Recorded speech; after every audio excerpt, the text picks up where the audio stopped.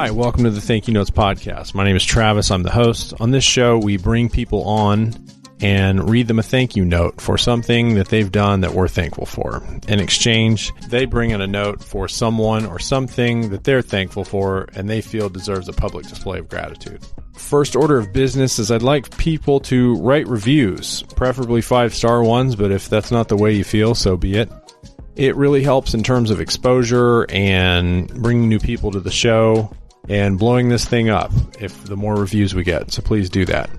My guest today is Daniel Chavez. Daniel and I have been friends for probably about 14 or 15 years.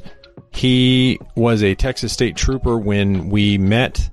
He then went into the Secret Service and has now transitioned into private security. We talk about his time in law enforcement. We talk about when we met, the time I saved his life, and he thanks one of his mentors from his Texas State Trooper days. So let's get to it. Here's Daniel Chavez.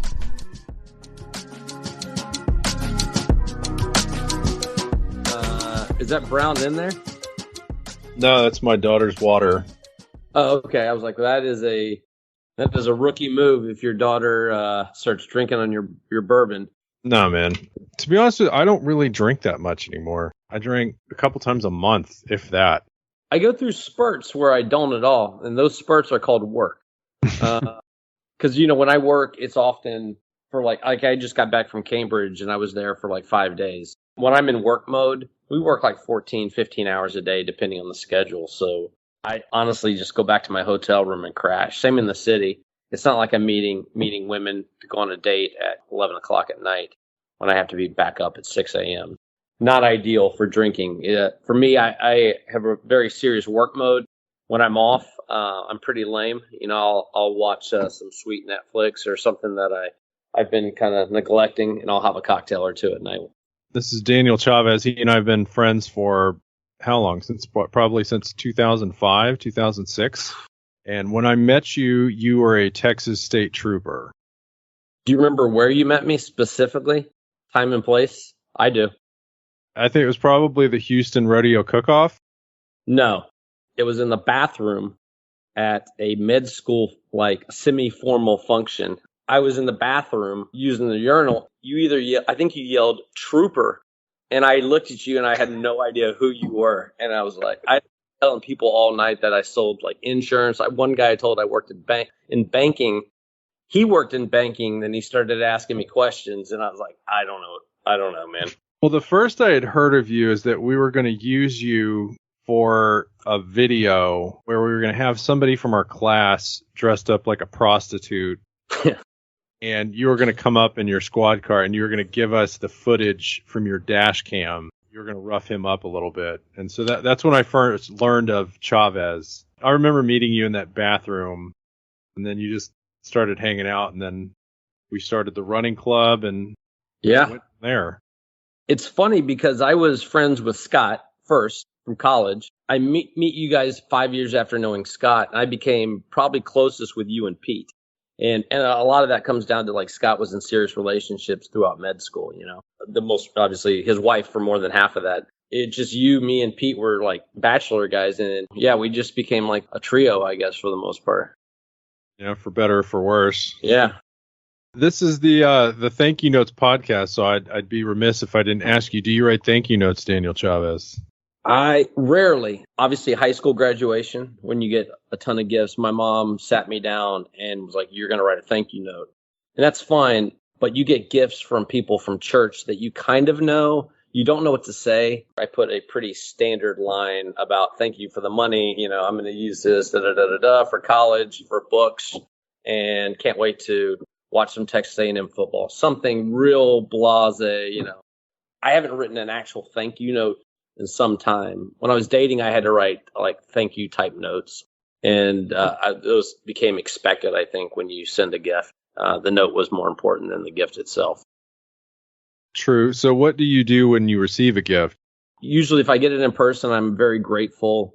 More text than phone. I think actually being on phone calls is a lost art, much like writing thank you notes was a lost art from a previous generation, which you have not lost that art, but most of our generation has. Most people don't use the phone much other than texting. So I'll generally shoot a text or something, or just give them a quick phone call, say thank you if it's somebody I really want to talk to. I'm not really great at that. Now, what about your son? Are you making him write thank you notes? I got to be honest with you. I don't know if he writes thank you notes. He's at my ex's primarily, so I don't know if he's writing thank you notes. He just had his first communion. I hope he's writing some thank you notes, but he does write some cards. Like he'll draw pictures and write thank you, but I don't know that he's writing actual thank you notes yet. It was such a big deal for me because my mom was fanatical about it. It's funny because I say thank you for stuff, but I recently, I have 2 nephews and both are in college, and I gave them each cash for graduating high school. And one of them is over the top grateful every time you see him. And the other one, even like Christmas, I handed him a card and there was money. He opened it up, looked at the money, put it in his pocket, and didn't even acknowledge that I was standing in front of him. I Venmo'd him cash for graduation. And my sister asked, like, oh, did he text you or anything, a thank you? I was like, no. And it's never happened. And I don't know why it kind of rubbed me the wrong way since I'm not a big thank you person, but it made me laugh. I was like, huh, okay. But he's a good kid, so, I mean, I can't be upset about it. It's definitely a learned behavior, and it's definitely something you have to teach a kid.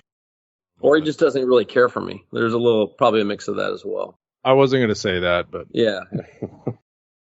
So when I met you, you were a Texas State Trooper. What made you decide to join law enforcement? I have an aunt who's a postal inspector, and she'd always kind of talk to me about law enforcement. But my roots of it came back to a family vacation in Washington, D.C. You know, the old school, drive the family Suburban across country, stay in cheap motels, and then we went to D.C. And I remember going to the White House. And I weared out every single Secret Service agent and uniform division officer, asking questions.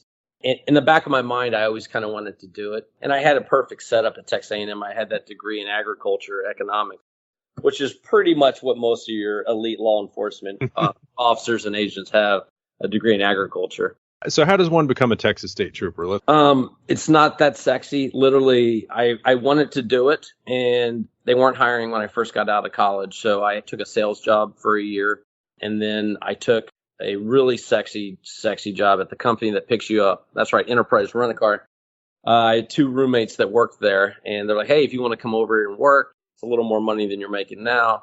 And I did. 7 months went by, and I got hired by the troopers. They had a big hiring push, and I got hired from the day I turned in my application. Probably 3 months later, I was in the academy, which is pretty unprecedented at that time. It was usually a pretty lengthy process. I mean, they did everything. We did a PT test, panel interview, and then a written test. And if you can believe that there were a few people that didn't pass the written test to be a uniformed state trooper, but there were. And they were really, really cool about it. They said, hey, they listed 3 names out of like the 75 that were taking the test. Can you step in the hallway? And the door hadn't even fully shut when they said, everyone in this room has passed. And everyone just started cheering. And I'm sure the guys in the hallway could hear as they were about to find out they did not pass. Real class. So after you pass your test, how do you find your niche? Right before you graduate, they give you a choice, location or service. And I wanted to be a highway patrol trooper. And so I said, highway patrol. I didn't care about the location. You still put a preference for location, but I was highly expecting to be sent off to like Uvalde or somewhere like El Capitan, somewhere real desolate. I ended up getting Houston, which is my hometown. So they gave me both. But the options were pretty minimal. You have driver's license division, which I don't think they run anymore. They had the highway patrol, which is the biggest. They had license and weight, the guys who pull over the big 18-wheelers.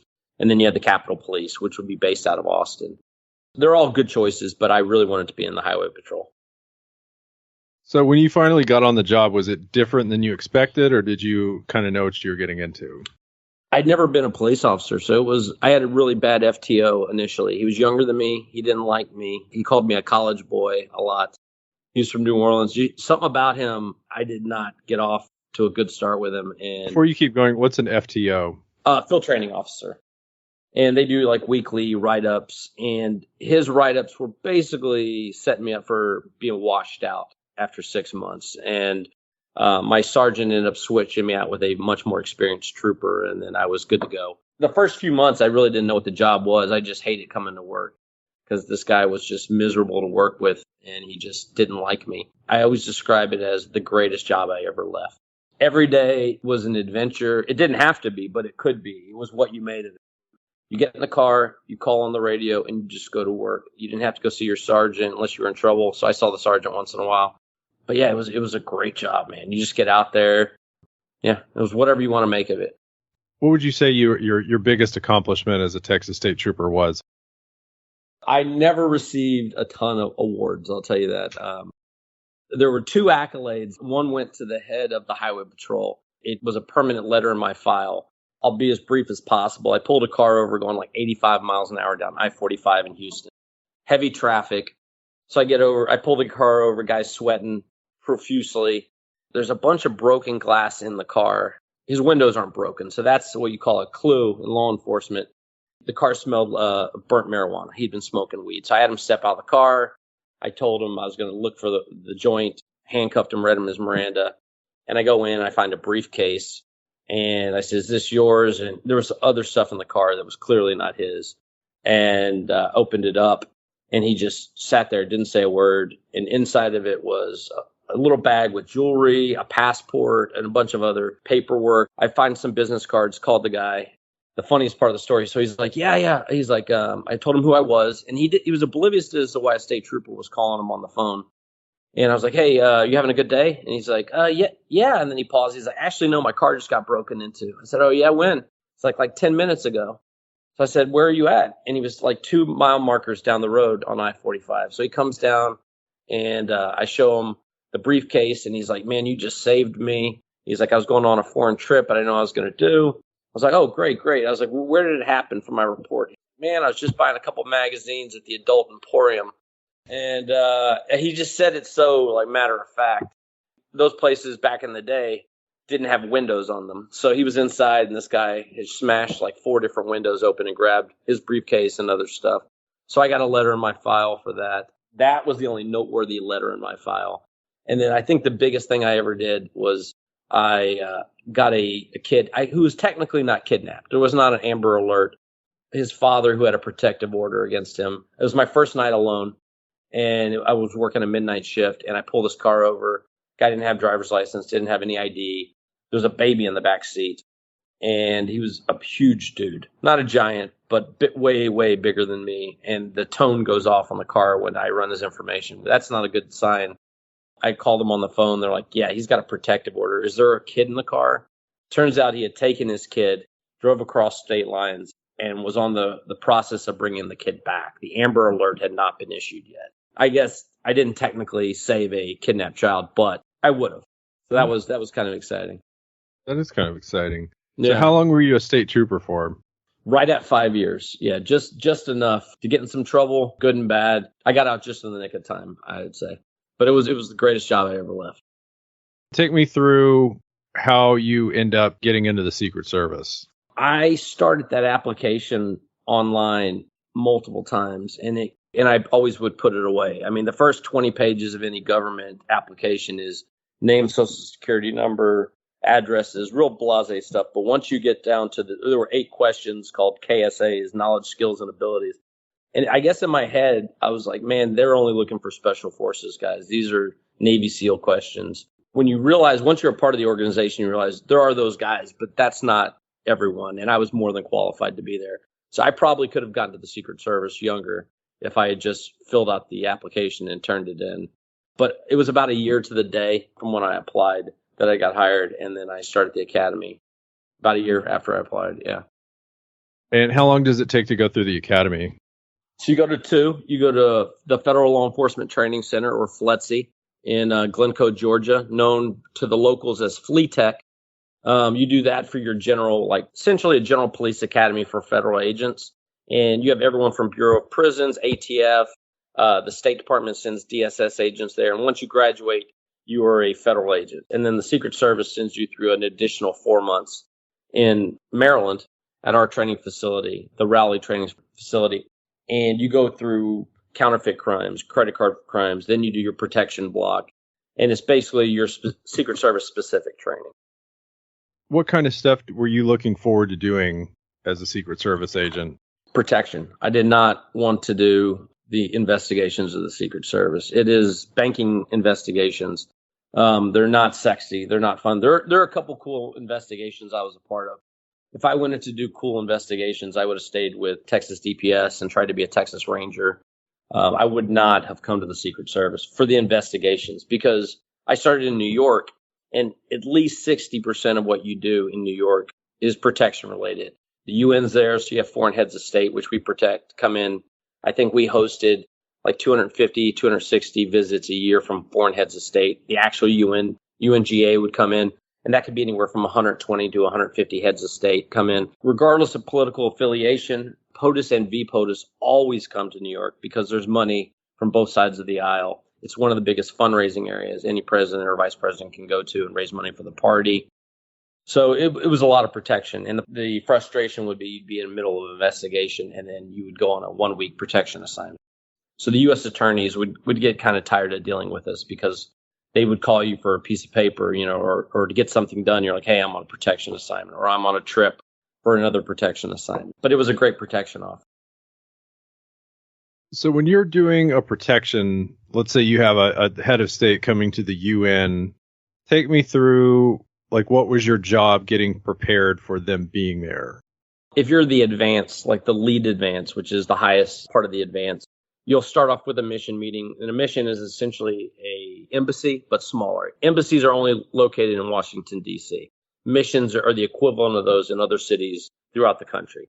So you would sit down with the mission, and that would be their staff, and you'd say, hey, where's the president or prime minister? Let's go over the schedule. And you would start there. So you would determine what the sites would be.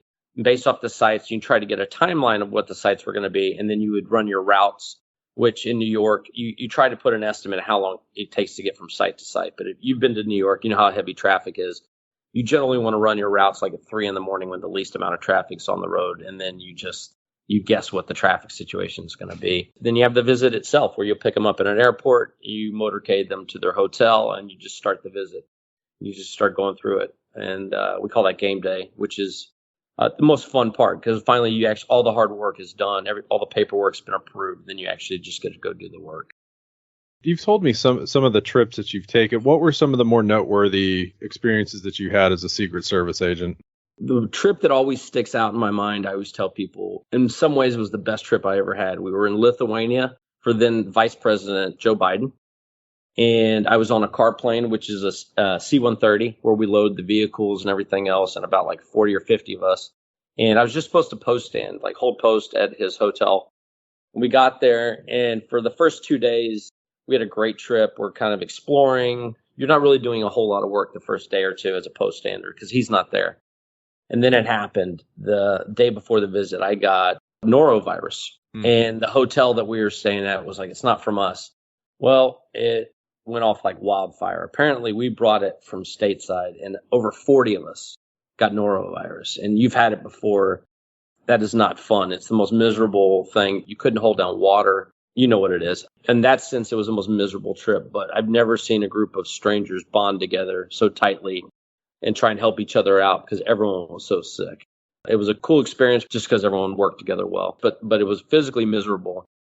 So then what happens if the vice president's supposed to be there tomorrow and everybody has diarrhea? Like he still came. He's still, everyone fought through it.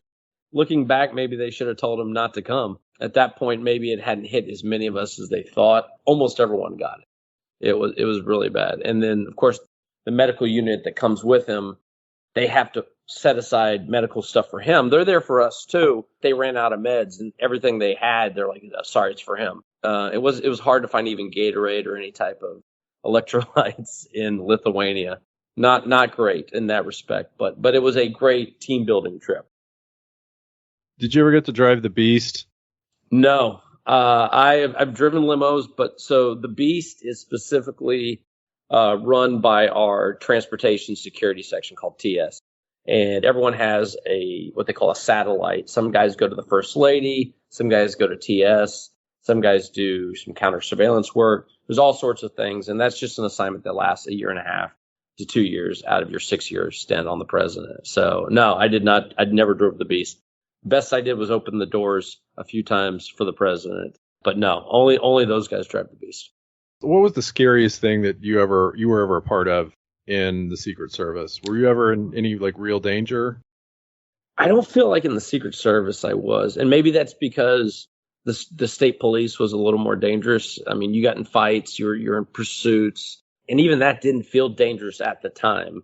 Looking back, I guess I took like some of the things that I did in the service for granted that they were not safe, but I'd go out by myself to try and do an interview, and I got reprimanded because I was used to working by myself for the most part. And that wasn't safe to interview anyone by yourself. You got to go two up. The most dangerous thing I probably did in the service, I was in the Protective Intelligence Squad in New York. So if you send a threat to the president, that's the squad that in whatever city that gets assigned it, they have to go find you. Very few people are out there that are, marksmen that are going to kill the president. What you're ultimately dealing with quite often are emotionally disturbed people. And they're bipolar, they have schizophrenia.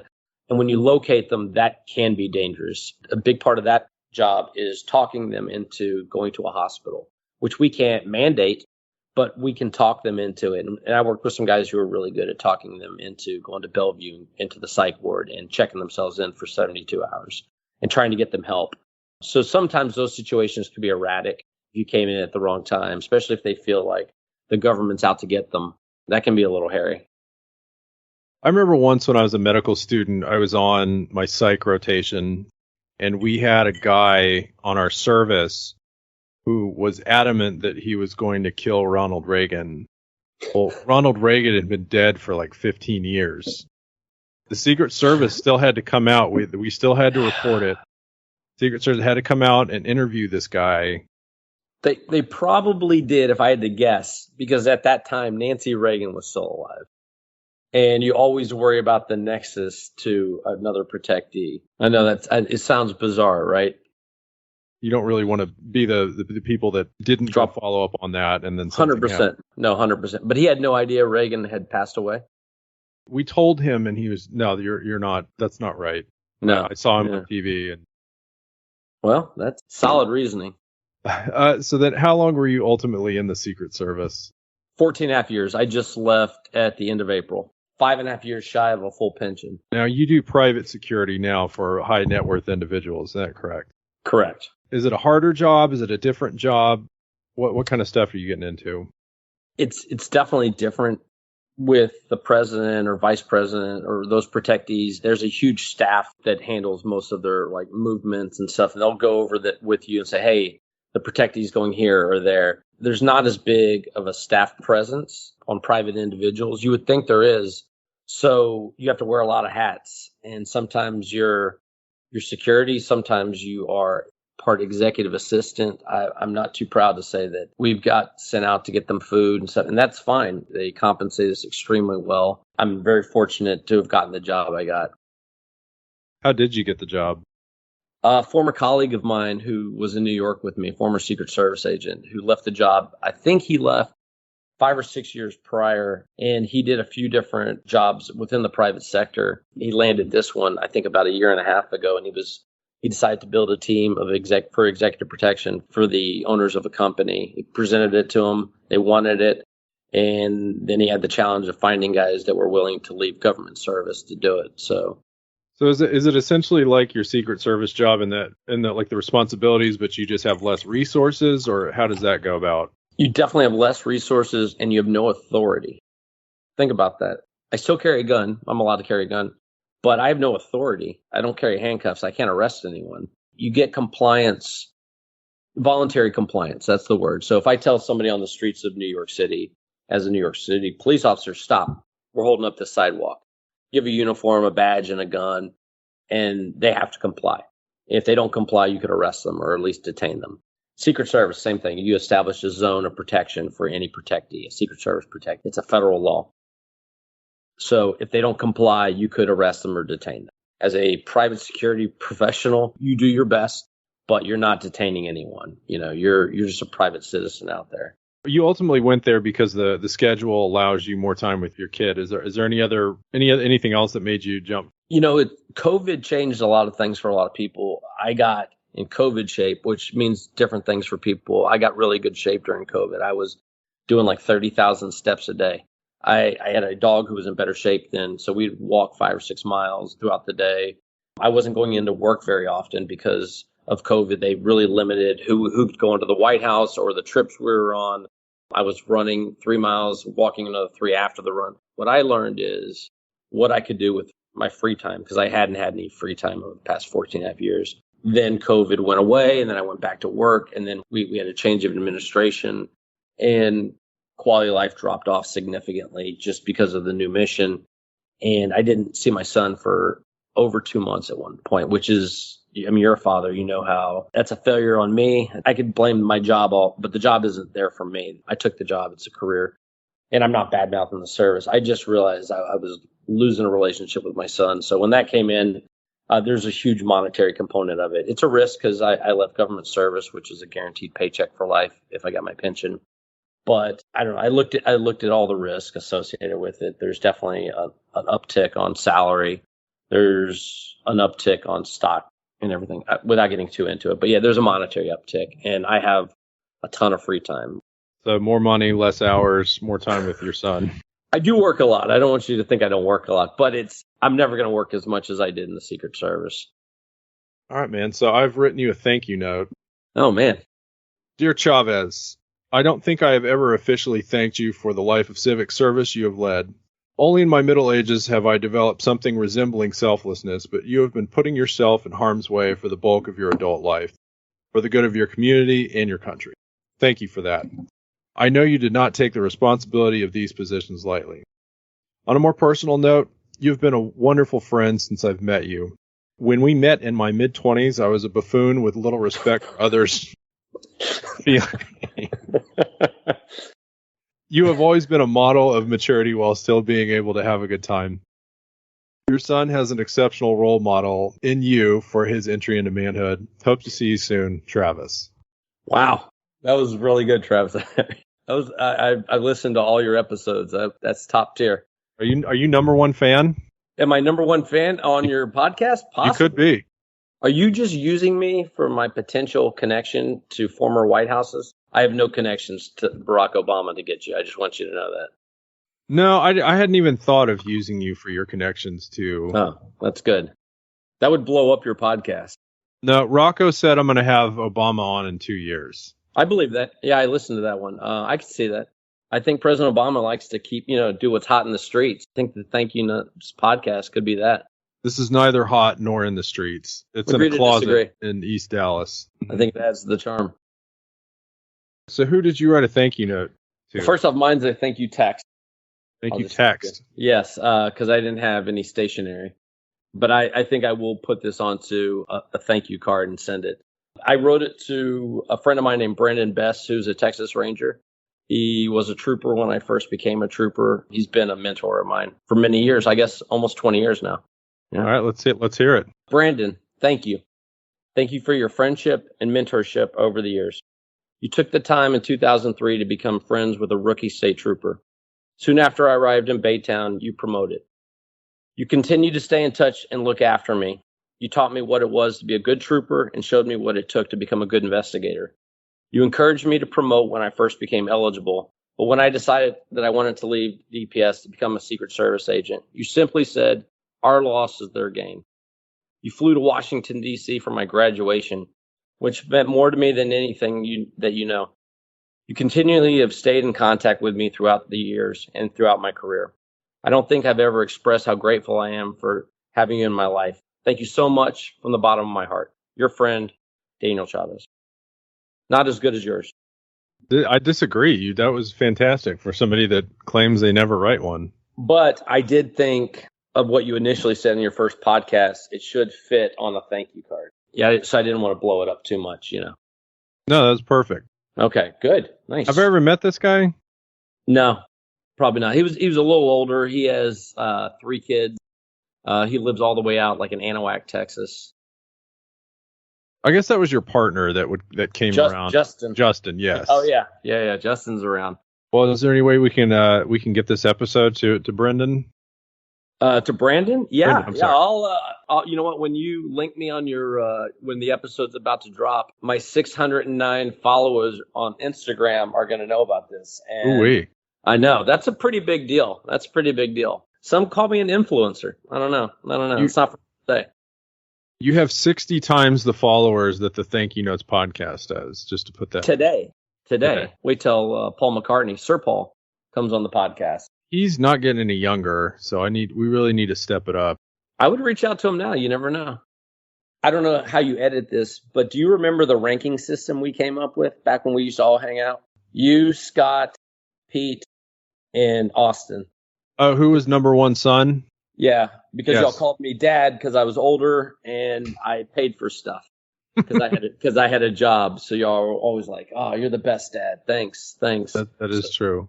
I always ranked you number 4, not because you were my 4th favorite, just because I know it just like really got to you. Obviously, you were closer to the top always. Today, now you tell me. You were the only one who cared about it. I think that's why the guys would be like, "Hey, what's the ranking?" And I would always, if you were there, I'd have to put you at number 4. Tell the story about how I saved your life. Oh, how did you not bring this up? I should have written you a thank you letter. Damn straight you should. I tell that story all the time. It's one of the only 2 times that I've ever been to a hospital and had to get surgery. You and I were going to go see a movie. Do you recall what it was? United 93. It was the only thing. Is that what we were going to see? Yes. And we stopped at Fuddruckers to eat dinner. And like anything at Fuddruckers, it has the squeezed cheese. So I'm sure we covered all of our fries in it. We went to a bookstore because it was a late movie. And it was a 2-floor bookstore. We were just trying to kill time. And you were on the 2nd floor. And I had like 3 books in my hand and I started getting this really bad pain. And I had abdominal pain issues for a decade and the doctors never could figure out what it was. At the time, I think I was 27. And I just started sweating through my clothes. And it got really embarrassing. I started unbuttoning my pants. Like I couldn't breathe. I looked like I ran a marathon. My shirt was soaked through. And you couldn't find me. So you just went out to the car and you called me. I couldn't even talk hardly. I was like, "Where are you?" You're like, "Oh, I'm in the car." So I ran out there. And I said, "Hey, I'm having these pains." And I remember you're like, "All right, we're getting you to the hospital." So you start driving. And you called, I think, Austin or one of the other guys. What I remember specifically is I was in so much pain. And you said, "I think he's having appendicitis," which is probably the smart bet, right? And then you're talking to them for a second. And you go, "Let me ask." You said, "Hey, do you have insurance?" And I couldn't even breathe or talk, but I was a state trooper. So I obviously had good benefits. I was like, "Yes." And you said, "Don't worry. I'm going to take you to Methodist." Which was like the nicest ER. It's so nice that they hid the ER. Remember, We couldn't find the sign. Like it wasn't a lit up ER sign by design, I would imagine. Yes. And you rolled down the window. There was a security guard and you yelled, "Where's the ER?" And he's like, "It's right here." And it was pitch black. So I think you opened up the door or I did something, but I was leaned up against it. So I fell onto the concrete. So the security guard runs and he grabs a wheelchair and the 2 of you hike me up in it. And he's pushing me as fast as he can, but he didn't put the foot pegs down. So I'm leaned over, and my foot catches a crevice, and I go head first onto the concrete a second time. And then he put me back in, and I get in there. You kept telling me to keep me calm. You're like, don't worry. The whole drive, you're like, "We're going to get you some morphine. You're going to be fine." And I was screaming for it like I had been shot. I remember all the other guys from the crew showed up in scrubs and they walked in like they were doctors. Nobody even questioned that they belonged there. And y'all were taking bets on what I had. It turns out it was my gallbladder, that it was jam-packed full of stones and sludge. And I finally got the morphine, which was good. But I remember I was much more lucid. My parents showed up. There was a really cute nurse. And I remember saying to her, like, "Hey," like joking around. I was a joke for you guys. My mom didn't think it was funny.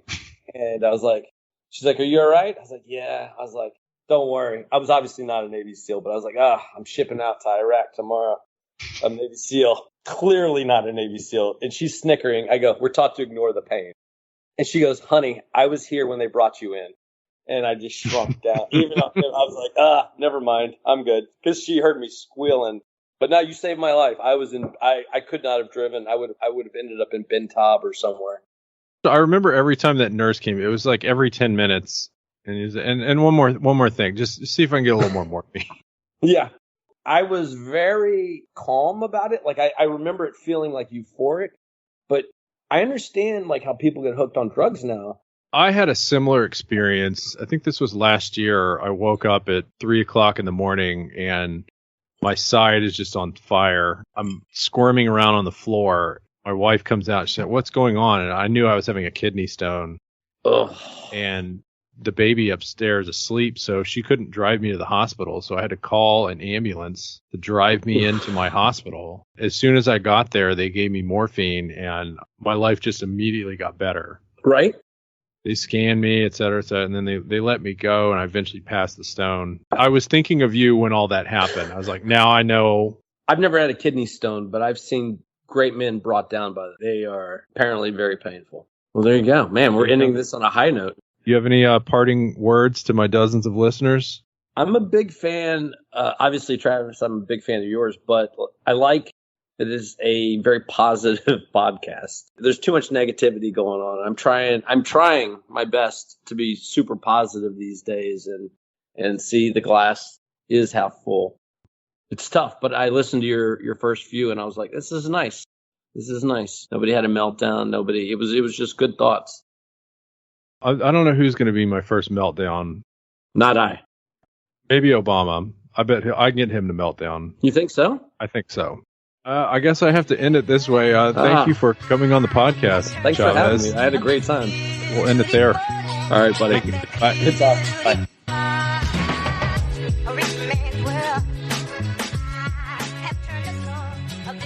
You can follow Dan and his son at their Instagram account at Dan_VS_food_, where they go around different restaurants throughout New York City, try them out, tell you what they thought, tell you how much they ate. It's kind of funny. Please review this show wherever you get your podcasts, 5 stars preferably if that's the way you feel. Please like and subscribe on Facebook or on Instagram. You can send me a text, send me a voicemail. All the information for this is in the show notes. I'll have another episode for you soon. I hope you're having a great day, great week. I'll see you next time.